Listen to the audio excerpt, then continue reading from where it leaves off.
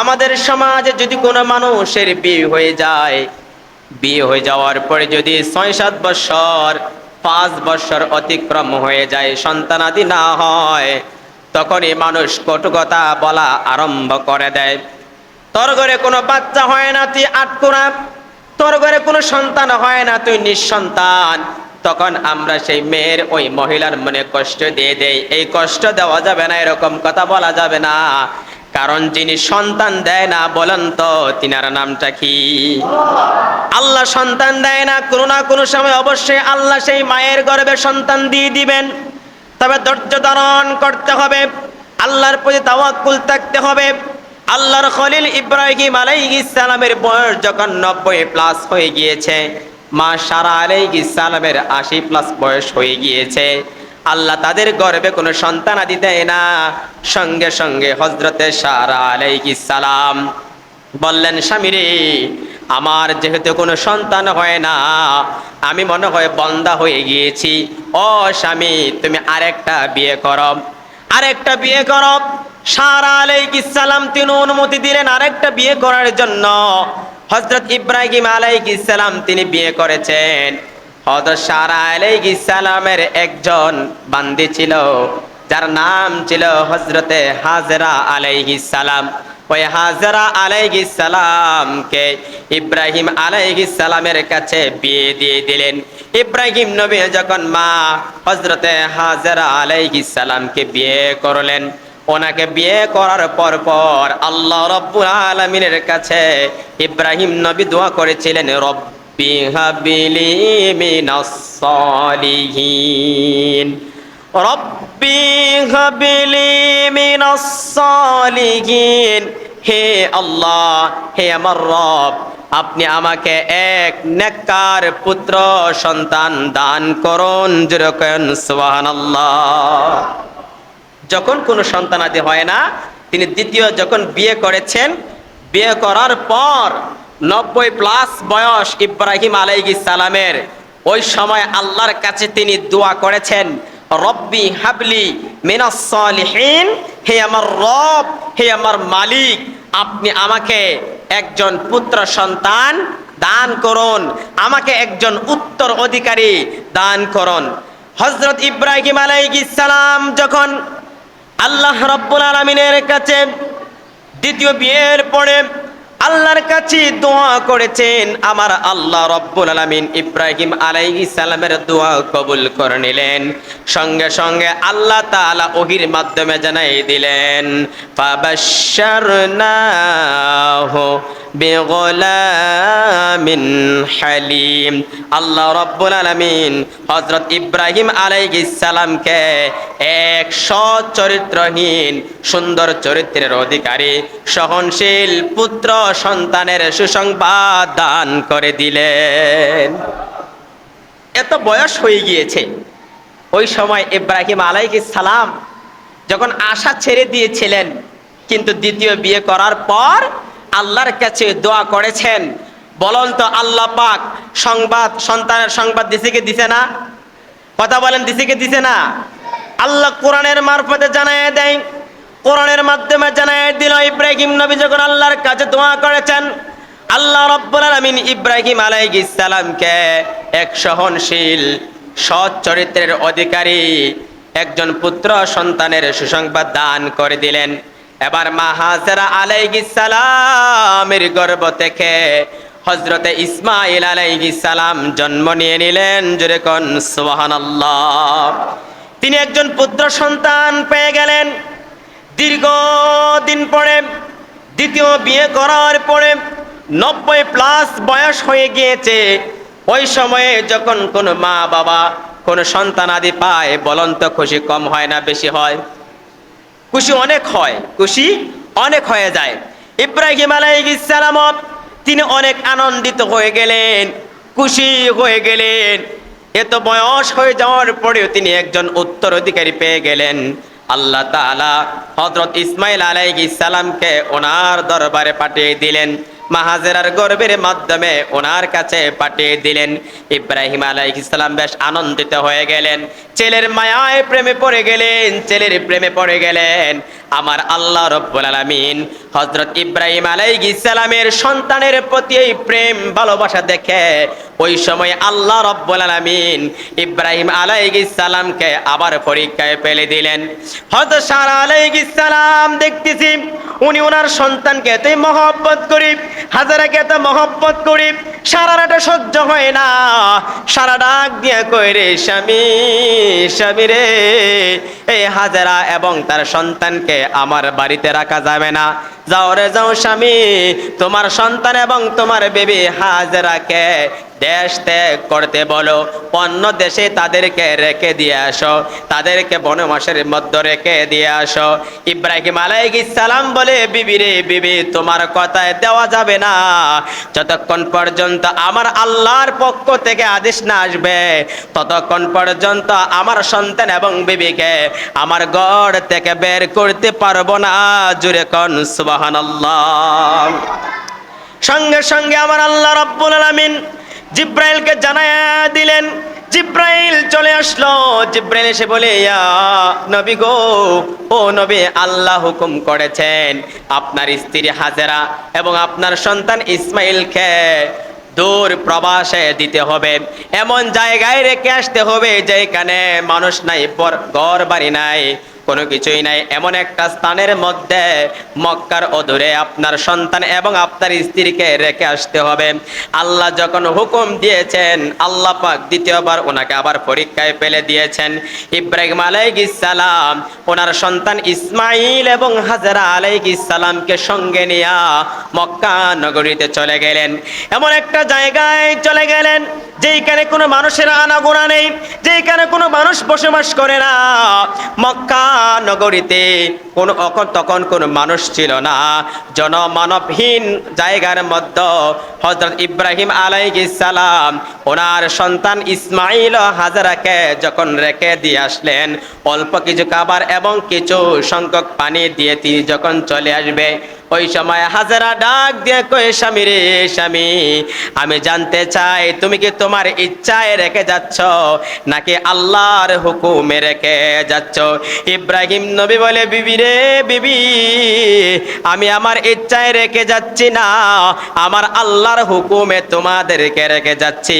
তখন হযরতে হাজেরা আলাইহিস সালাম খুশি হয়ে বললেন, স্বামী রে, আল্লাহর ইচ্ছায় যদি তুমি আমাদেরকে রেখে যাও তাহলে টেনশন করিও না, আমরা চিন্তা করব না যে আল্লাহর হাতে আমাদেরকে সুপুর্দ করে দিয়েছেন, ওই আল্লাহ রব্বুল আলামিন আমাদের রিজিকের ব্যবস্থা করে দিবেন। জোরে কোন সুবহানাল্লাহ।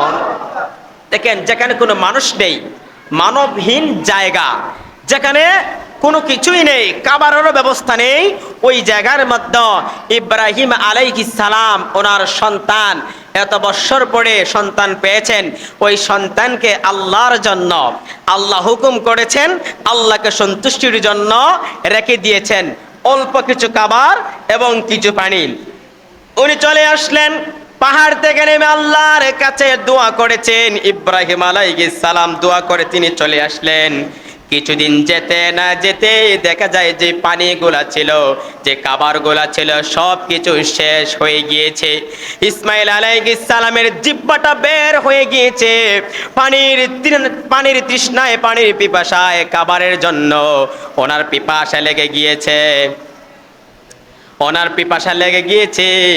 এবার হযরতে হাজেরা আলাইহিস সালাম সন্তানের মুখে পানি দেওয়ার জন্য ওনার জিহ্বাটা ইসমাইল আলাইহিস সালামের মুখের ভিতরে ঢুকিয়ে দিলেন। ঢুকিয়ে দেওয়ার পরেও দেখা যায় ওই খাবার না থাকার কারণে, খাবার না খাওয়ার কারণে ওনার জিহ্বাটা পর্যন্ত শুকিয়ে গিয়েছিল। পানির জন্য তালাশ করে হযরতে মা হাজেরা আলাইহিস সালামের হঠাৎ করে ওনার চেহারা কানা, সাফা এবং মারওয়া দুইটা পাহাড় রয়েছে, ওই পাহাড়ের মধ্যে যখন পড়ে যায়, উনি তাকায় দেখে সাফা পাহাড়ের মধ্যে পানির ঝর্ণা বের হয়ে আসতেছে, পানির ঝর্ণা পড়তেছে। তিনি পানি আনার জন্য সাফা পাহাড়ের দিকে দৌড় দিলেন। দৌড় দিয়ে দেখতেছে পানি নাই, শুধু বালু চিকচিক চিকচিক করে। আবার তিনি মারোয়ার দিকে তাকালেন, ওইখানেও দেখতেছেন পানি দেখা যায়। তিনি মারোয়ার দিকে আবার দৌড়ালেন, যে দেখতেছেন ওইখানে কোনো পানি নাই। হযরত মা হাজেরা আলাইহিস সালাম এইভাবে 7 বার তিনি সাফা এবং মারওয়া পাহাড়ের মধ্যে দৌড়াদৌড়ি করেছেন।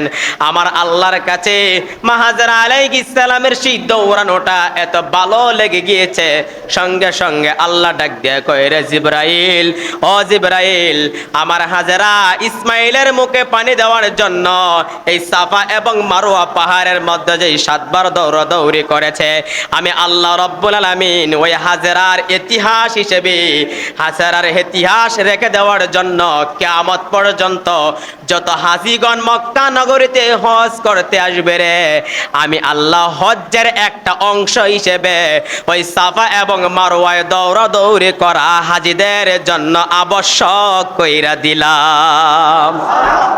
আল্লাহ জানায় দেয়, কোন হাজী যদি মক্কা নগরীতে হজ করতে যায়, হজ করতে গিয়ে যদি কোনো হাজী সাফা এবং মারওয়ায় দৌড়াদৌড়ি না করে, সাই যদি না মারে, 7 বার যদি দৌড়াদৌড়ি না করে, আল্লাহর দরবারে ওই হাজীর হজ কবুল হইবে না। এতই পছন্দ করেছেন আল্লাহ রাব্বুল আলামিন হযরত হাজেরা আলাইহিস সালামের সেই দৌড়ানোটা। শেষ পর্যায়ে হযরত হাজেরা আলাইহিস সালাম ওনার সন্তানের কাছে আসলেন। আমার আল্লাহ রাব্বুল আলামিন ইসমাইল আলাইহিস সালাম যেই জায়গায় শুয়েছিলেন, ওই ইসমাইল যে পা দ্বারা লাথি দিয়েছে, লাথির সঙ্গে সঙ্গে ইসমাইলের পায়ের নিচ থেকে জমজমের পানি বের হয়ে গিয়েছে। অটোমেটিকলি ভিতর থেকে পানি বের হয়ে গিয়েছে। আবার কোন কোন রওয়ায়াতে এসেছে হযরত জিব্রাইল আলাইহিস সালাম ওনার পাকা দ্বারা আঘাত করেছেন আর ওইখান থেকে জমিন থেকে পানি বের হয়েছে। হযরত হাজেরা আলাইহিস সালাম তিনি এসে দেখতেছেন জমিনের ভিতর থেকে পানি উতলিয়ে বের হচ্ছে। তিনি বালু দ্বারা বান দিতে লাগলেন, চতুর্দিক দিয়ে বান দিলেন। চতুর্দিক দিয়ে বান দেওয়ার পরও পানিগুলা বেয়ে বেয়ে পড়ে যায়। হঠাৎই হযরতে মা হাজেরা আলাইহিস সালাম তিনি পানিকে সম্বোধন করে বললেন, জমজম থেমে যাও।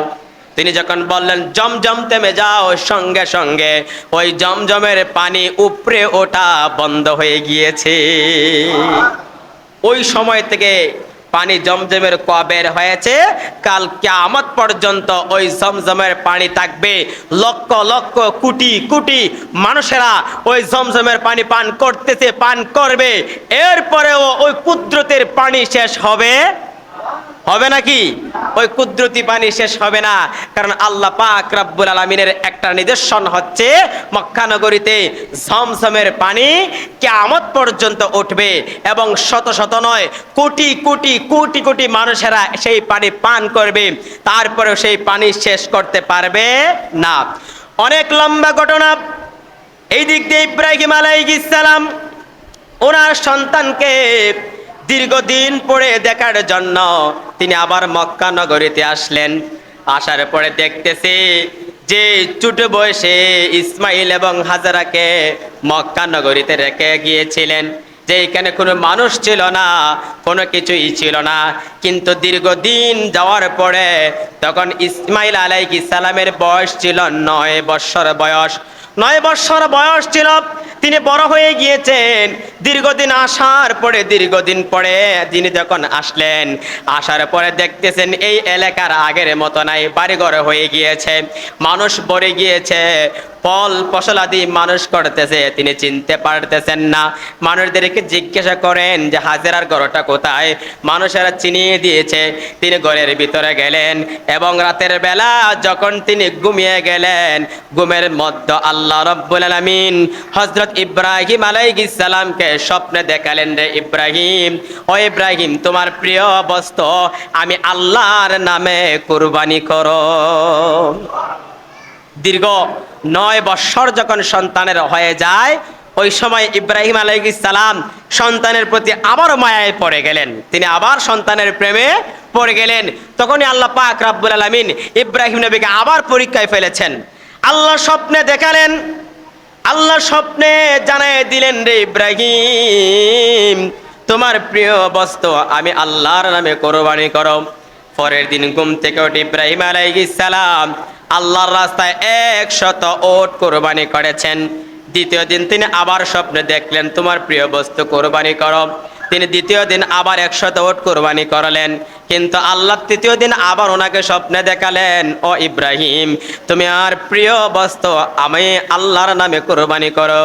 তখন ইব্রাহিম আলাইহিস সালাম তৃতীয় দিনও তিনি আরো 100 উট কুরবানি করেছেন। এইভাবে 300 উট কুরবানি করার পরে ইব্রাহিম আলাইহিস সালাম তিনি আবার যখন স্বপ্নে দেখলেন, তখন তিনি বুঝতে পারলেন আমার প্রিয় বস্তু তো আমার ইসমাইল ছাড়া আর কিছুই নয়, আমার ইসমাইল ছাড়া আর কিছুই নয়। তখনই হযরত ইব্রাহিম আলাইহিস সালাম হযরত মা হাজরা আলাইহিস সালামকে বললেন, বিবি রে, আমার সন্তান ইসমাইলকে সুন্দর করে গোসল করায়া নতুন জামা পরায়া দাও, তাকে নিয়ে রে বিবি দাওয়াত খেতে যাব। কোন রেওয়ায়াতে এসেছে, বিবিরে ছুরি দাও, রশি দাও, ইসমাইলকে নিয়ে শিকার ধরতে যাব। যাই হোক, এবার হাজরা আলাইহিস সালাম ওনাকে সুন্দর করে গোসল করায়া, তৈল মাখায়া, চিরুনি দিয়ে আশ্রয়া, সুন্দর করে পোশাক পরিধান করায়া ইব্রাহিম আলাইহিস সালামের হাতের মধ্যে দিয়ে দিলেন। এবার ইব্রাহিম আলাইহিস সালাম সন্তানকে নিয়ে চলতে লাগলেন, আরাফার ময়দানের দিকে যেতে লাগলেন। যাওয়ার পথে শয়তান হযরতে মা হাজরা আলাইহিস সালামের সামনে বৃদ্ধ মানুষের সুরত ধরে উপস্থিত হয়ে গেল। জিজ্ঞাসা করলো, ও হাজরা, তুমি জানো নি তোমার সন্তানকে তোমার স্বামী কোথায় নিয়ে যাচ্ছে? কি জন্য নিয়ে যাচ্ছে? ও কি জন্য নিয়ে যাচ্ছে? আল্লাহ নাকি হুকুম করেছে তোমার সন্তানকে কুরবানি করার জন্য আল্লাহর রাস্তায়। মা হাজরা আলাইহিস সালাম ডাক দিয়া কয়, এ শয়তান, দূর হ, দূর হ, আমার একটা সন্তান কেন রে, একটা সন্তান কেন? আল্লাহ রাব্বুল আলামিন যদি সত্যি হুকুম করে থাকেন, আমার এক ইসমাইল নয়, হাজার ইসমাইলকেও আল্লাহর রাস্তায় কুরবানি করে দিব। একটা নয়, আমি হাজার ইসমাইলকেও আল্লাহর রাস্তায় কুরবানি করে দিব। এই বলে শয়তানকে তিনি তাড়ায় দিলেন। ইসমাইল আলাইহিস সালামের কাছে গেলেন, ইসমাইল আলাইহিস সালাম ওনাকে তাড়িয়ে দিলেন এবং বলে দিলেন, শয়তান, এর চাইতে আরো ভাগ্য কি হতে পারে যে আল্লাহ তাআলা আমাকে কুরবানির জন্য কবুল করেছেন। সুবহানাল্লাহ পড়েন। আল্লাহ তাআলা আমাকে কুরবানির জন্য কবুল করেছেন, আমার চাইতো আর ভাগ্যবান কেউই নাই। এবার ইব্রাহিম আলাইহিস সালামকে তিনি শয়তান ধোঁকা দিতে চেয়েছে। তখন ইব্রাহিম আলাইহিস সালাম 7টা কঙ্কর হাতে নিয়ে ওই শয়তানের প্রতি নিক্ষেপ করেছে। আল্লাহ রাব্বুল আলামিন হাজীদের জন্য ওই শয়তানকে কঙ্কর মারাও হজ্জের একটা অংশ হিসেবে কবুল করে নিয়েছেন। ইব্রাহিম আলাইহিস সালাম যে কঙ্কর মেরেছেন শয়তানকে, এজন্য হাজিরা হজ করতে গেলে আরাফার ময়দানে শয়তানকে কঙ্কর মারতে হয়, পাথর মারতে হয়। এবার ইব্রাহিম আলাইহিস সালাম ওনার সন্তান ইসমাইল আলাইহিস সালামকে নিয়ে মিনায় গেলেন, যেখানে হাজিরা 10 জিলহজ আরাফার দিন কুরবানি করে। ইব্রাহিম আলাইহিস সালাম তিনি যখন ওনার সন্তান ইসমাইল আলাইহিস সালামকে নিয়ে গেলেন, নিয়ে যাওয়ার পরে কেমন বাবার কেমন সন্তান দেখেন, ইসমাইলকে ডাক দিয়া বলতেছে, রে বাবা, ফালাম্মা ক্বালা ইয়া আবাতি ফাআল মা তুমার, ও বাবা, আমি স্বপ্নে দেখেছি তোমাকে জবাই করেছি, আল্লাহর রাস্তায় কুরবানি করেছি। তখন সন্তান জবাব দিছে, বাবা গো, সাতাজিদুনি ইনশাআল্লাহু মিনাস সাবিরিন, আপনাকে যে আদেশ দেওয়া হয়েছে আপনি সেই আদেশ পালন করুন, আল্লাহ চাহে তো আমাকে অবশ্যই অবশ্যই ধৈর্যশীলদের মধ্যে পাবেন। সন্তানকে বলা হয়েছে আমি স্বপ্নে দেখেছি আল্লাহর রাস্তায় তোমাকে কুরবানি করেছি, জবাহ করেছি। তখন সন্তান বলছে, বাবা, আপনাকে যা আদেশ করা হয়েছে আপনি তাই পালন করুন, আল্লাহ চাহে তো আমাকে ধৈর্যশীল হিসেবে পাবেন। সন্তান তখন বলে নাই, বাবা, আপনাকে যে স্বপ্ন দেখানো হয়েছে আপনি স্বপ্ন বাস্তবায়ন করুন, কারণ নবীদের স্বপ্ন স্বপ্ন নয়, নবীদের স্বপ্ন হচ্ছে আল্লাহর ওহী। সুবহানাল্লাহ পড়েন। নবীদের স্বপ্ন সত্য আর আমাদের স্বপ্ন স্বপ্নই। আমাদের স্বপ্ন কি? স্বপ্নই, কিন্তু নবীদের স্বপ্ন স্বপ্ন না, নবীদের স্বপ্ন হচ্ছে ওহী। এবার সন্তান রাজি হয়ে গেল। ইসমাইল আলাইহিস সালাম বলে, বাবা, আপনাকে যা আদেশ করা হয়েছে আপনি তাই পালন করুন। এবার ইব্রাহিম আলাইহিস সালামকে ইসমাইল আলাইহিস সালাম বলতেছে, বাবা, আপনি আমার হাত পাগুলি সুন্দর করে বাঁধেন, ভালো করে বাঁধেন এবং আপনার চেহারা মোবারক কানা বাঁধবেন, ছুরিটা দাঁড় করিয়ে নেবেন যাতে অতি তাড়াতাড়ি আমাকে জবাই করে দিতে পারেন, কোরবানি করে দিতে পারেন। ও বাবা, আমার হাত পাগুলি ভালো করে বাঁধবেন যাতে জবাই করার সময় আমি নড়াচড়া না করতে পারি। এবার ইব্রাহিম আলাইহিস সালাম ওনার সন্তানের হাত পাগুলি বাঁধলেন, উপর করে শোয়া দিলেন। আল্লাহু আকবার বলে তিনি যখন ছুরিটা ইসমাইল আলাইহিস সালামের গলার মধ্যে লাগায়া ফোঁস দিতে আরম্ভ করে দিলেন, দেখা যায় ইসমাইল আলাইহিস সালামের গলা কাটব দূরের থাক, ওনার গলার একটা পশম ছুরি কাটতে পারে না। ইব্রাহিম আলাইহিস সালাম আশ্চর্য হয়ে গেলেন, তিনি আবার দিলেন। এইভাবে তিনবার ওনার গলার মধ্যে ছুরি লাগানো হয়েছে, তারপরেও ওই ছুরি ইসমাইলের গলার পশম পর্যন্ত কাটতে পারে নাই। ইব্রাহিম আলাইহিস সালাম রাগান্বিত হয়ে গেলেন, ছুরিটাকে হাত থেকে ছুঁড়ে মেরে দিলেন। ছুরিটা যখন হাত থেকে ছুঁড়ে ফেলে দিয়েছেন, ওই ছুরিতে গিয়ে একটি পাথরের মধ্যে পড়েছে। পাথরের মধ্যে পড়ার সঙ্গে সঙ্গে ওই ছুরি এতই ধারালো ছিল যে ওই পাথরটা দুই টুকরা হয়ে গিয়েছে। ইব্রাহিম আলাইহিস সালাম তখন বললেন, রে ছুরি, তোমার এতই পাওয়ার, একটা মানুষের পাথর কাটিয়া বাহাদুরি দেখাও, পাথর কাটিয়া বাহাদুরি দেখাও। তখন ওই ছুরির জবান খুলে গেল, ছুরি মানুষের মতন কথা বলতে আরম্ভ করে দিচ্ছে। ও নবী ইব্রাহিম, শোনো শোনো,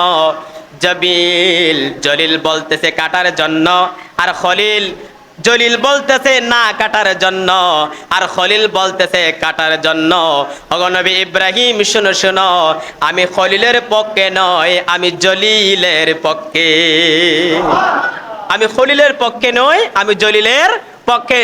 জলিল বলে কাটিও না, আর খলিল বলে কাটো। এবার ইব্রাহিম আলাইহিস সালাম চতুর্থবারের মাথায় তিনি ছুরিটা হাতে নিয়া সন্তানকে উপর করে শোয়াইয়া চেহারাটা জমিনের দিক দিয়ে দিয়া তিনি চেহারাটাকে সুন্দর করে বাঁধে, মাথার উপরে ছুরিটা তুলে আল্লাহু আকবার বলে যখনই ছুরিটা লাগায় দিবে, সঙ্গে সঙ্গে আমার আল্লাহ ডাক দিয়া কইরে, জিব্রাইল, ও জিব্রাইল, যারে যা, জান্নাত থেকে জান্নাতি দুম্বা নিয়া ইসমাইলকে সরাইয়া ওই ছুরির তলে দে। এবার জিব্রাইল আলাইহিস সালাম জান্নাত থেকে জান্নাতি দুম্বা এনে ইসমাইল আলাইহিস সালামকে মুহূর্তের ভিতরে সরাইয়া জান্নাতি দুম্বা ইব্রাহিম নবীর শরীর তলে দিয়ে দিলেন এবং আল্লাহু আকবার বলে ইব্রাহিম আলাইহিস সালাম কুরবানি করে দিলেন।